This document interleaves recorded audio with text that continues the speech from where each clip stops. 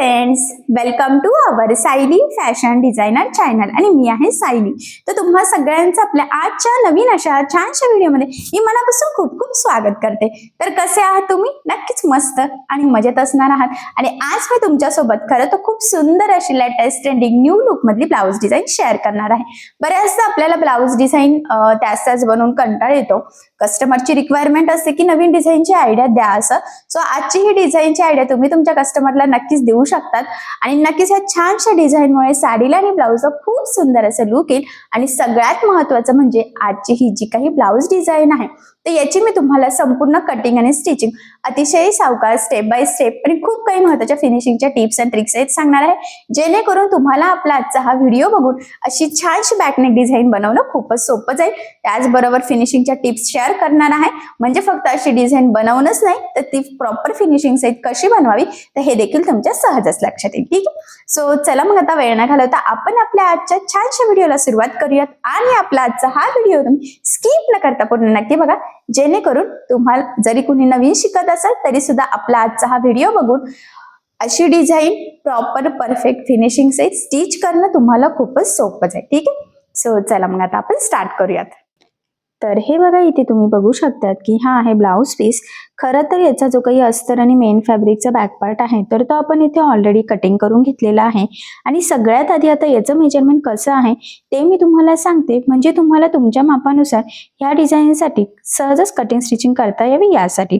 So बघा, मग हा जो काही ब्लाऊज आहे तर त्याची उंची आहे 13, 1 इंच मार्जिन, असं टोटल आपण इथे 14 इंचाला मार्किंग करून घेतलेली आहे। त्यानंतर वरच्या साईडला आपण पूर्ण शोल्डर टाकलेला आहे, कारण हा आहे बोटनेक ब्लाऊजचा बॅक पार्ट।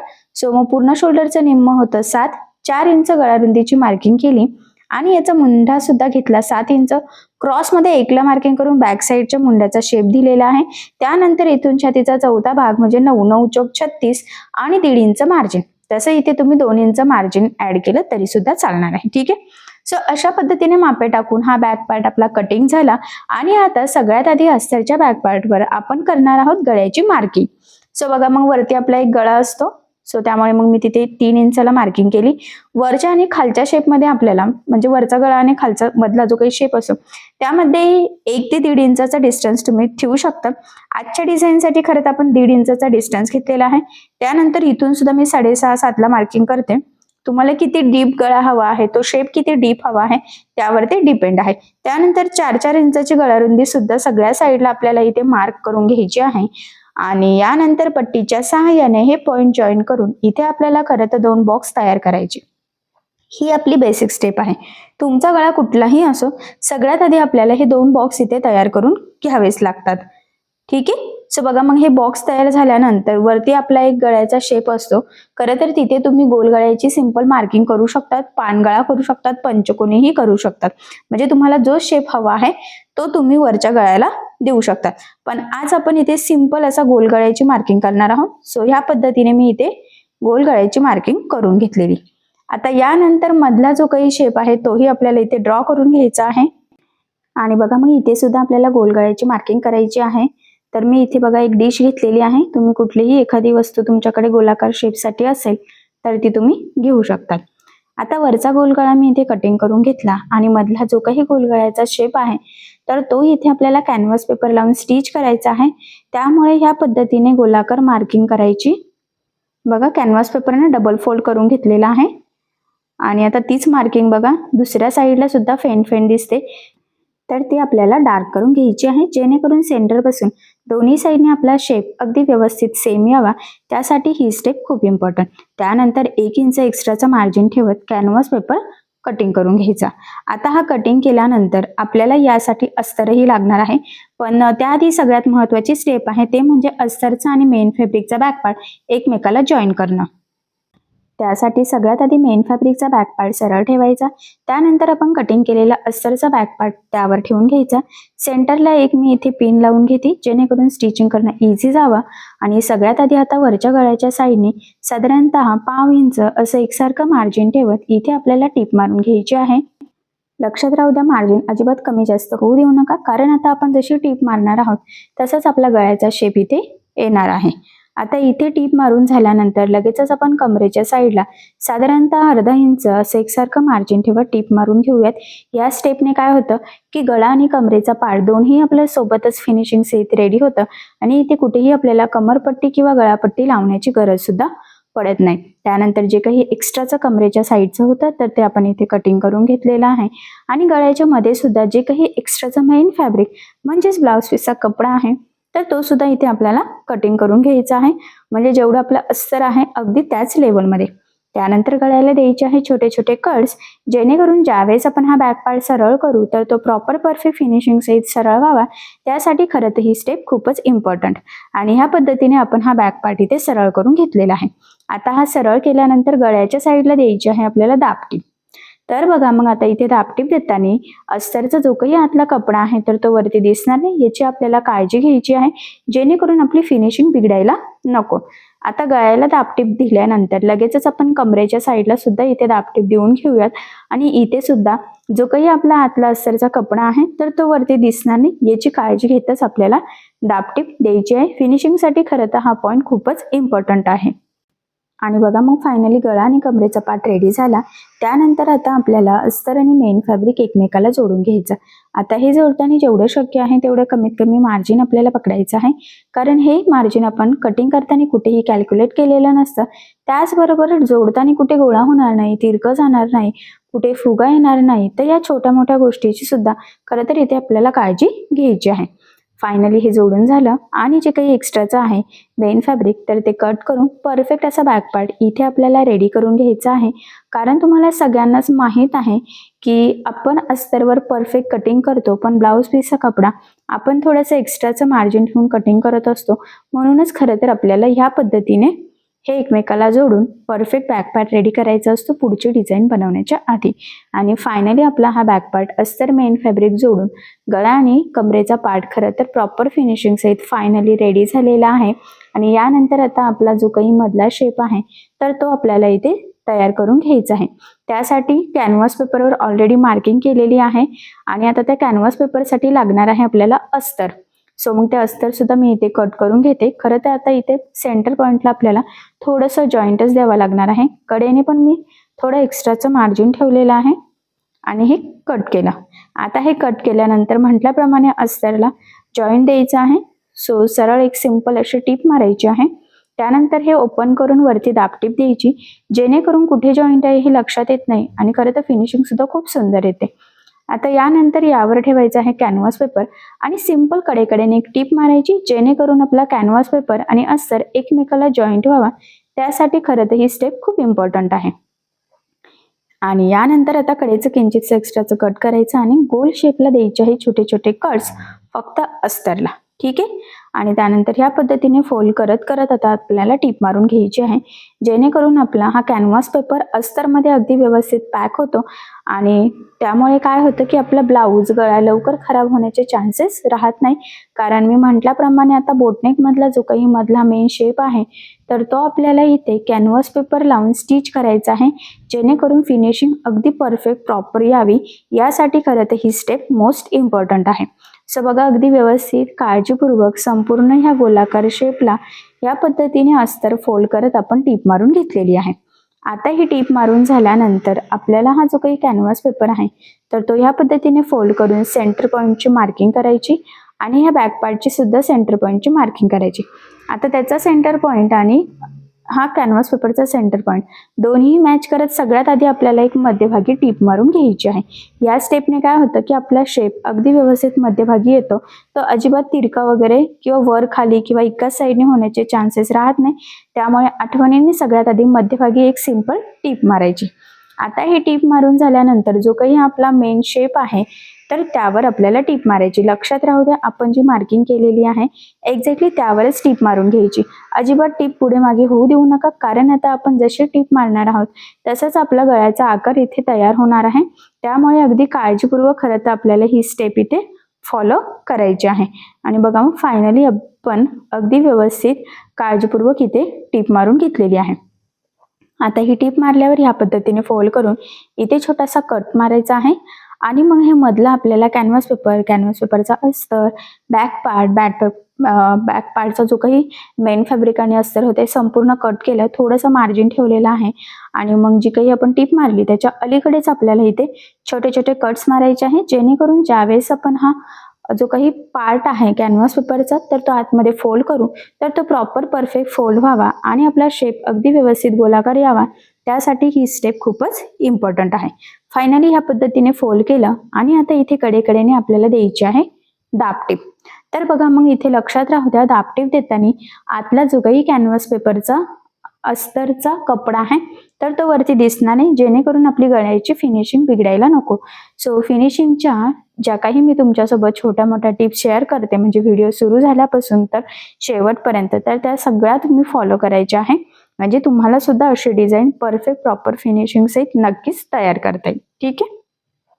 सो बघा मग किती सुंदर असा परफेक्ट गोलाकार शेप आपला इथे खरं तर रेडी झालेला आहे.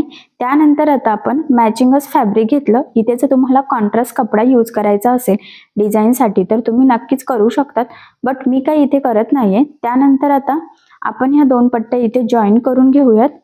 सो बघा मग मी इथे टीप मारून घेतली आणि जे काही थोडंफार किंचित एक्स्ट्राचं होतं तर तेही कट केलं, कारण इथे खूप मार्जिन नको आहे.